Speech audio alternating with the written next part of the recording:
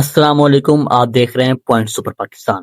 ناظرین، آج ہم بات کریں گے دنیا کی سب سے مشہور اور سب سے لمبی تاریخی دیوار کی، جسے دنیا بھر میں دیوار چین کہا جاتا ہے۔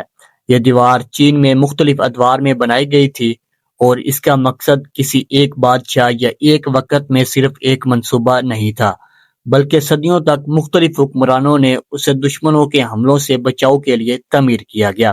ہمارے ہاں یہ ہوتا ہے کہ ہم ایک منصوبہ بناتے ہیں، اس کا ایک وقت مقرر ہوتا ہے، 2 سال، 5 سال یا 10 سال، لیکن یہاں پہ یہ نہیں تھا۔ یہ منصوبہ صدیوں تک جاری رہا۔ یہ دیوار تقریباً ہزاروں کلومیٹر تک پھیلی ہوئی ہے اور پہاڑوں، وادیوں اور صحراؤں سے گزرتی ہے۔ اس کی تعمیر میں پتھر، اینٹیں اور مقامی مواد بھی استعمال کیا گیا، اور لاکھوں مزدوروں نے اس پر صدیوں تک کام کیا، اور کئی مزدوروں نے اپنی جانیں بھی گنوا دی۔